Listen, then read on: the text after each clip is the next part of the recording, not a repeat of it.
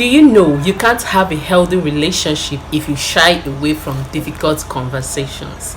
So today on this video, I'm going to be listing out difficult conversations couples shy away from. Yes, difficult conversations couples shy away from. So if you're interested in content like this, join me as we get into this video right away.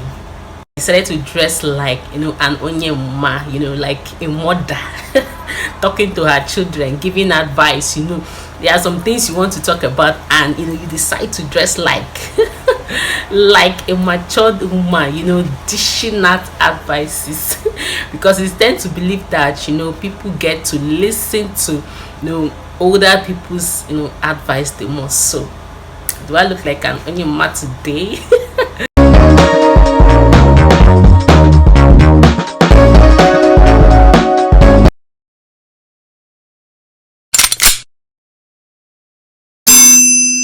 Hey guys, welcome back to my channel. Yes, if you're new here, you're welcome. If you're a returning subscriber, you're welcome. My name is Ginika and this is Ginika's Diary. So on this channel we share useful tips, important tips, ranging from motherhood, relationship, general life issues, general topic, do some DIYs and all of that. So if you are interested in content like this, do well to hit on the red subscribe button and get subscribed. Turn on the post notification bell to get notified each time I post a new video. So guys, if you are married or in a relationship, you will tend to realize that sometimes there are some conversations you want to have with your spouse and you'll be like, should I avoid this conversation? It might bring disagreements, it might bring fights and quarrel here and there. So you tend to avoid those discussions, yes, or tend to avoid those conversations. But for how long will you keep avoiding them? And these things keep happening, reoccurring in that relationship, and you tend to avoid all the time. Marriage is a lifetime, it's a lifetime thing. So how long do you intend to keep avoiding those conversations? So it is better you tell your partner what you think about a particular issue, and you guys come together, reason together, and try to settle those things. You get so straight up on today's video, difficult conversations couple tend to shy away from. Yes, difficult conversations couples shy away from. The first difficult conversation I have here that couples tend to shy away from, is actually financial discussion. Yes, financial discussion. This is a very, very important topic that couples tend to shy away from. Yes, they don't really actually talk about this enough because sometimes in marriages a particular spouse carries the whole burden of financial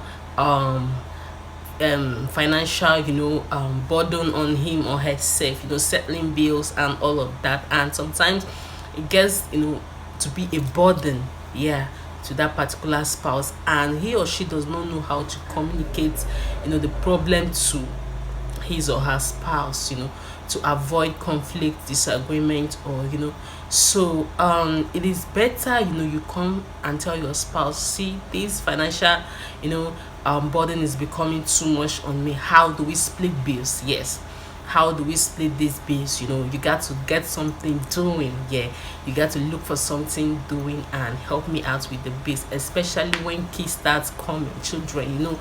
Bills in marriages are much, especially when the family starts increasing. So you got to tell your spouse, what do you intend doing? How do you intend supporting this family?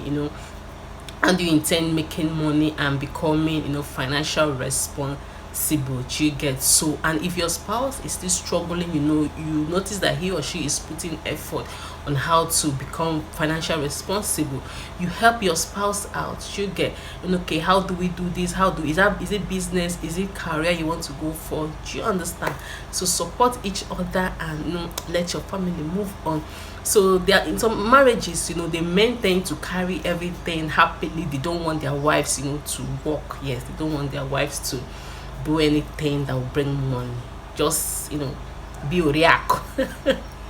So sometimes I keep asking, what if this man breaks down tomorrow, or what if the business doesn't keep going as always, money coming in as always. What if the man loses his job, or no, what if something happens?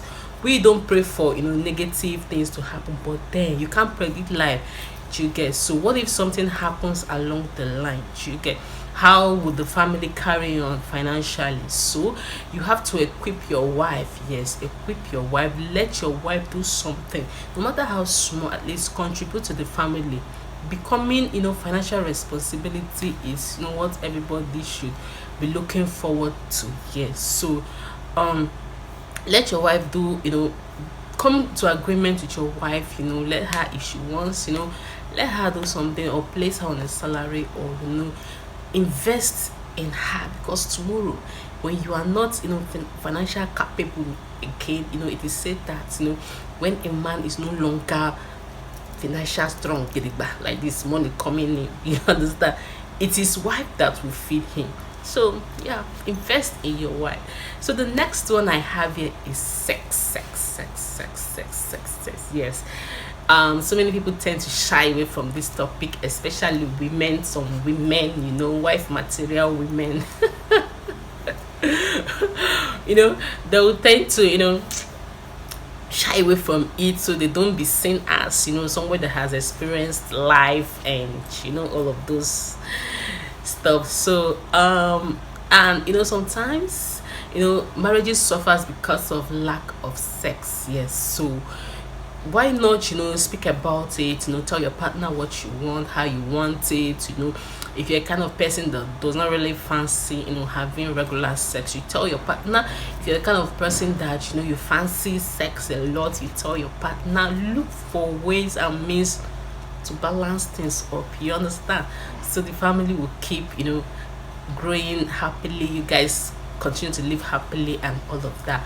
Yeah. So the next one I have here is in-law issues. Yes, in-law matter, in-law issue. This one is very important, because a lot of couple face this in their marriages. Yes, sometimes the in-laws does not give this couple breathing space. They just want to be possessive, intruding their homes here and there, causing one commotion problem or the other, directly or indirectly. You get? So, and some spouses are not really sensitive to these things. You get? It's left for the partner that is sensitive to bring it to the notice of your spouse. Tell them, see, I noticed this thing, I noticed your in-laws intruding. Sometimes it could be that the husband's family does not really fancy the wife, and it could be that the wife family does not really fancy the husband, vice versa. Things like that. Bring it up as a topic, discuss it, plan ahead. It could be that particular in-law is showing negative reactions to your wife, to your husband, or to the kids. Speak about these things. Learn how to balance things up in your marriages. Yes, don't overlook these things, because it might lead to something else. So the earlier you speak about these things, the better. If it's something you want to avoid with your current, you totally avoid it. If somebody you want to avoid, you avoid that person for the benefit of your family, and do it together. Yes, not one person going to show in the bosque fire, the fight and all of that, and the other person is quiet and cool about it. It will rub off to the other spouse that she wants trouble or he wants trouble, whereas this thing is happening in your family there. So if you're doing anything, do it together as one. Be one voice, speak one voice, so everybody will respect your space. Yeah. So the next one is confronting your partner with something they have done wrong. Yes, confronting your partner with something they have done wrong. This one is very important. Sometimes your partner does something wrong and you overlook. Yes, it is always wise not to correct your partner in public harshly, but when you go inside, what do? You tell your partner, this thing you did is very wrong, or this thing you have done is very wrong. Yes, confronting your partner with things they have done, like cheating. Yes, cheating, getting addicted to substances. Yes, watching of porn, excess of it, can bring, friction and, problems in your marriage. So there are things, if you're with a partner, those things that, he does or she does that, are actually wrong or is actually wrong. So confront them, tell them, work, let them work on it. If there's any way you can help them to work on it, you work on it, and, get your family moving. So the last but not the least today is bringing your partner's weaknesses to their notice. Yes, bringing your partner's weaknesses to their notice. Yeah, weaknesses ranging from, laziness, weaknesses ranging from idleness, stinginess, yes, dirtiness, possessiveness, nonchalant attitudes, and what have you. Bring those weaknesses out. Tell them, let them know, let them know their weaknesses, and, find way to, boost themselves up. Yes, so if you are in the kind of person that you assist your spouse, gain back their confidence, gain back themselves, sometimes all these things are done carelessly. Yes, so if you avoid this thing, for instance, your partner is dirty, yes, your partner is dirty, or your partner is being lazy to help in house chores, or to do, some certain things around the house, or you just literally lazy or dirty, you get, if you don't speak about these things, you are the one that will face it. You will clean up the whole dirt. Yes, the laziness will be there. You are the one carrying all the workload and doing everything. So if you notice all these, weaknesses in your partner, bring them to their notice.